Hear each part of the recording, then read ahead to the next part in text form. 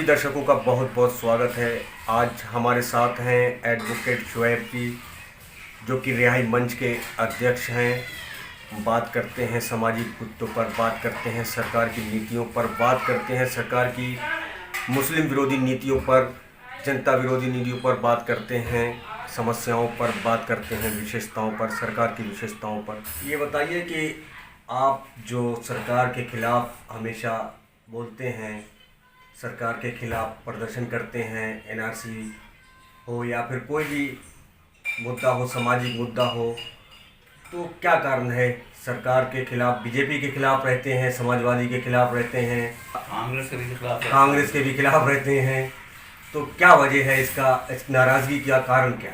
नाराज़गी ये है कि ये जितनी भी पार्टियां आपने नाम गिनाया है और इसके अलावा बसपा भी, ये जितनी इस्टेब्लिश्ड पार्टियां हैं, कांग्रेस की सरकार रही हो, भाजपा की सरकार हो, सपा की या बसपा की सरकार रही हो, ये सब के सब जन विरोधी पार्टियां और जनता के विरोध में हमेशा ही रहती हैं। नाम ज़रूर लेंगी कि जनता के हक में काम करती हैं, जनता के हित में काम करती हैं, लेकिन ये पार्टियां कभी जनता के हित में काम नहीं करती हैं, बल्कि जनता के खिलाफ काम करती हैं और उद्योगपति घरानों के लिए काम करती हैं, उनके हक में काम करती हैं। आज की जो भाजपा सरकार है, जब से ये सरकार आई है, तब से दो ही उद्योगपतियों को इसने बढ़ावा दिया। वो दो उद्योगपति अंबानी और अडानी हैं। आज सारे जो सरकारी संस्थान हैं, चाहे वो उद्योग हो, चाहे रेल हो, चाहे हवाई जहाज़ हो, चाहे अस्पताल हों या शिक्षा के संस्थान हों, इन सारे संस्थानों को प्राइवेट हाथों में दिया जा रहा है। प्राइवेट हाथों में देने के बाद में अगर हम इस लायक नहीं हो पाते हैं, हमारी आमदनी 20,000 रुपये महीना है या 10,000 रुपये महीना है, तो अपने बच्चों को कैसे पढ़ाएंगे? अपने बच्चों का या अपना इलाज हम कैसे कराएंगे? नहीं करा सकते। ये जो सरकार भाजपा की है, ये तो हमारे संप्रदायों में, 2 संप्रदायों में, 3 संप्रदायों में, जातियों में मतभेद पैदा कराती है और नफरत पैदा कराती है। ऐसे कार्यक्रम चलाती है कि हिंदू मुसलमान से नफरत करें, मुसलमान हिंदू से नफरत करे, सिख मुसलमान से नफरत करें, मुसलमान सिख से नफरत करे, ईसाई से नफरत करे, ईसाई मुसलमान से नफरत करे। और इस नफरत का फ़ायदा उठा करके ये उद्योगपति अपनी जेबें भरते हैं और अपनी थैलियाँ भरते हैं। इनके ख़जाने में पैसा जाता है, हम नंगे होते हैं। अब जो अभी मज़दूरों के ख़िलाफ़ कानून बना, उससे मज़दूरों को कोई फ़ायदा नहीं, मज़दूरों के ख़िलाफ़ ये मज़दूरों को और मज़दूर ग़ुलाम बनाने की कोशिश हो रही है। किसानों के लिए एक कानून आया है जो ये कर रहा है कि हम अगर खेती करने वाले किसान हैं तो उसमें लागत इतनी लग जाए कि हमारी मजदूरी भी ना आ पाए और घाटे की खेती हो। घाटे की खेती होने के बाद अगर ये उद्योगपति खेती में भी अपना हाथ लगाना चाहें तो सस्ते दामों पर हमारी ज़मीनें खरीद देंगे और हम किसान लोग उन्हीं ज़मीनों पर, उन्हीं उद्योगपतियों के यहाँ फिर मजदूरी करना शुरू कर देंगे। सीए जो लाए हैं, ये सीएए का मतलब क्या होता है? इन्होंने कह दिया कि हिंदुओं को, सिखों को, बौद्धों को, जैनियों को, ईसाइयों को यहाँ की नागरिकता दे देंगे जब वो यहाँ की नागरिकता अपनी नहीं साबित कर पाएंगे तो। लेकिन उसके साथ भी शर्त है। शर्त ये है कि वो साबित ये करें कि वो बांग्लादेश से आए हैं, पाकिस्तान से आए हैं या अफगानिस्तान से आए हैं 31 दिसंबर 2014 तक। तो ऐसी हालत में जो व्यक्ति, जो आदमी यहाँ रह कर के अपनी नागरिकता नहीं सिद्ध कर पा रहा है, इस देश में रहने के बावजूद इस देश की नागरिकता नहीं साबित कर पा रहा है, तो कहाँ से साबित कर लेगा कि वो बांग्लादेश से आया है, अफगानिस्तान से आया है या पाकिस्तान से आया है? ये नफरत का बीज बो करके और बेवकूफ़ बना करके हिंदुओं को भी गुलाम बनाने की कोशिश कर रहे हैं। ये जो इनके डिटेंशन सेंटर बनाए जाएंगे, ये स्लेव्स की, गुलामों की बस्ती होगी, और उन गुलामों की बस्तियों में जाकर के इन उद्योगपतियों के लिए मुफ्त में मजदूर मुहैया कराए जाएंगे। ये कोशिश हो रही है। इसको हिंदू ना समझ पा रहा है, ना मुसलमान समझ पा रहा है, ना किसी जात धर्म का आदमी समझ पा रहा है, और सिर्फ हिंदू मुसलमान के बीच में फंस करके रह जा रहा है, और उन्हीं के अपना आपस में ही नफरत एक दूसरे से पैदा कर रहा है। इसको समझने की ज़रूरत है और समझाने की भी ज़रूरत है कि ये नफरत, अगर आज आलू 70 रुपये 60 रुपये किलो हो गया है, तो मुसलमानों के लिए नहीं 60 रुपया किलो हुआ है ना, 70 रुपये किलो हुआ है। ये हिंदुओं के लिए भी हुआ है। जितने में मुसलमान खाएगा उतने में हिंदू खाएगा, उनको कोई फ़ायदा नहीं है। लेकिन हिंदू मुसलमान का जहर इस मुल्क में, इस मुल्क के समाज में घोल करके उद्योगपतियों को फ़ायदा पहुंचाया जा रहा है। ये समझने की ज़रूरत है और इसके खिलाफ लामबंद होने की ज़रूरत है। और जो ये कानून NRC का लाए हैं, और यहाँ पर ये पूछेंगे कि कहाँ पैदा हुए, आपके बाप कहाँ पैदा हुए, आपकी माँ कहाँ पैदा हुई, दादा कहाँ पैदा हुए, आप कब पैदा हुए और कहाँ पैदा हुए। इस पूरी स्कीम का बाइकाट करना होगा। यहाँ के हर नागरिक को, चाहे वो हिंदू हो, मुसलमान हो, सिख हो, ईसाई हो, बौद्ध हो, जैन हो, कोई भी जो इस देश का रहने वाला है, उनको बाइकाट करना होगा। जिसको हम पहले से कहते आ रहे हैं, गांधी का दिया हुआ ये लड़ाई का तरीक़ा है सिविल नाफरमानी। तो सिविल नाफरमानी के रास्ते पर हमें चलना होगा।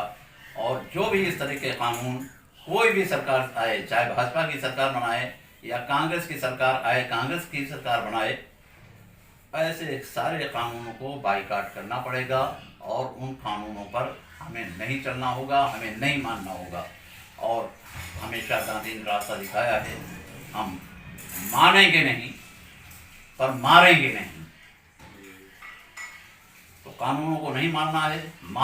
अगर हमें आप मारते हैं तो मारिए, मार खा लेंगे। जेल में डालिएगा तो कितने लोगों को डालिएगा। अगर हर नागरिक यहाँ का तैयार हो जाएगा कि ये हमारे खिलाफ है कानून, तो कितने लोगों को जेल में डालिएगा। पूरे देश को जेल तो नहीं बना पाएंगे ये लोग।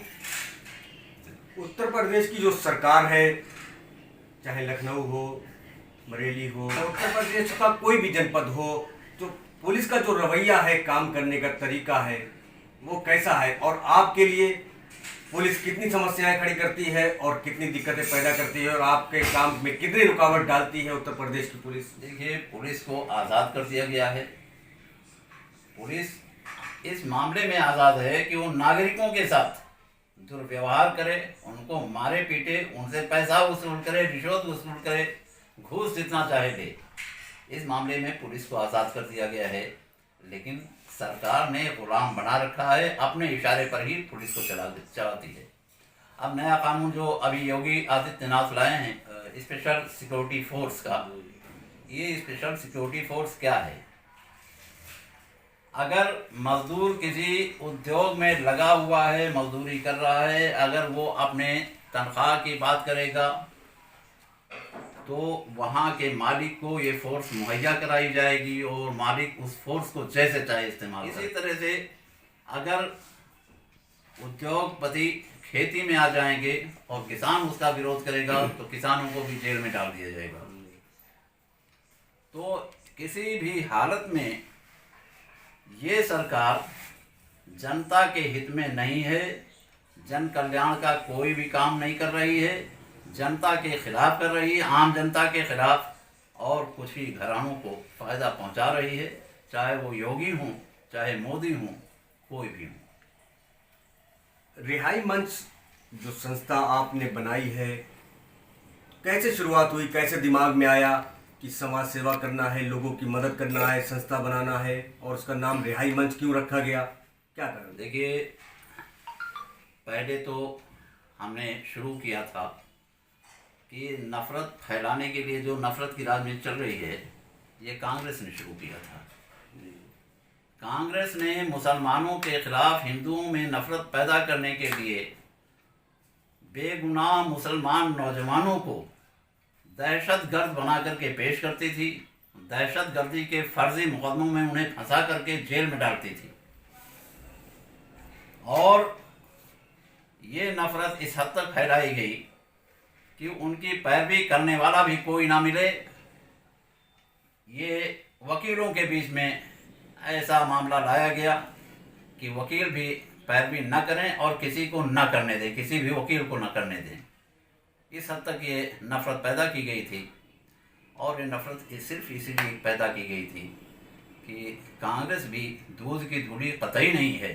कांग्रेस भी जन विरोधी रही है, जन विरोध में काम करती रही है और उनके खिलाफ, उनकी सरकार के खिलाफ लोग एक साथ ना आ पाए हिंदू मुसलमान, इसलिए लोगों को बांटा।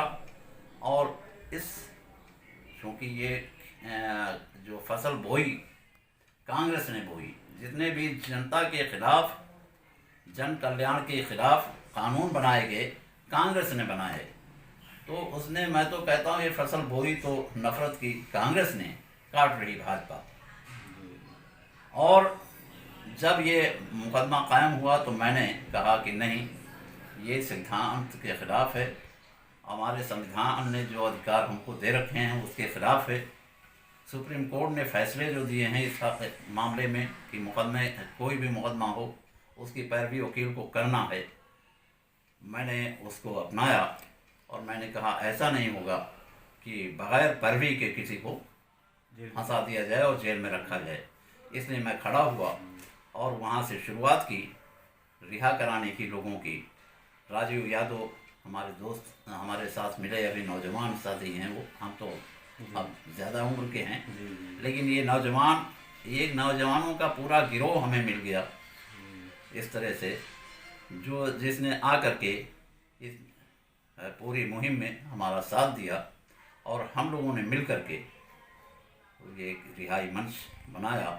और रिहाई मंच सिर्फ जेल से रिहाई नहीं, जुल्म से भी रिहाई, बेरोज़गारी से भी रिहाई, अन्याय से भी रिहाई, हर चीज़ से रिहाई के लिए संघर्ष कर रहे हैं। और कोई भी जुल्म सरकार करे या समाज करे, सिर्फ सरकार के खिलाफ नहीं, हम समाज के भी खिलाफ हैं। कोई भी जुल्म होगा हम उसके खिलाफ खड़े हैं। रिहाई मंच पूरी पूरी उसके खिलाफ खड़ी होकर के, लामबंद होकर के लड़ाई लड़ती है और जनता को अपने साथ लाती है। आप लोगों की मदद करते हैं तो उसका कोई दायरा है? किस हद तक करते हैं, कहाँ तक जाते हैं? इंडिया हो, यूपी हो, या फिर कोई शहर या कोई राज्य, कोई सीमा, कोई दायरा है इसका? कोई दायरा नहीं है। हम पूरे मुल्क में काम कर रहे हैं और हमारे लोग पूरे मुल्क में कहीं न हर कहीं, चाहे 2 ही 4 हों, हैं और करते हैं ये काम एक साथ हो करके। और अब तो खैर टेलीफोन ने, ये मोबाइल ने बहुत रास्ता साफ कर दिया है, तो हम लोग एक दूसरे से जुड़े रहते हैं। और कहीं भी, पूरे मुल्क में कहीं भी कुछ होता है, कोई अन्याय हो, उसके खिलाफ खड़े हो जाते हैं। और जहाँ जाने की ज़रूरत होती वहाँ जाते भी हैं और वहाँ जा कर के वहाँ के लोगों के बीच में उसके खिलाफ संघर्ष करते हैं और उस संघर्ष को आगे बढ़ाते हैं। तो ये थे हमारे साथ रिहाई मंच के अध्यक्ष एडवोकेट शुएब जी। हमसे बात करने के लिए, हमारे चैनल न्यूज़ डे से बात करने के लिए हम इनका शुक्रिया अदा करते हैं। कैमरामैन सुहेल शाह के साथ मैं ज़ीशान सकलैनी, न्यूज़ डे।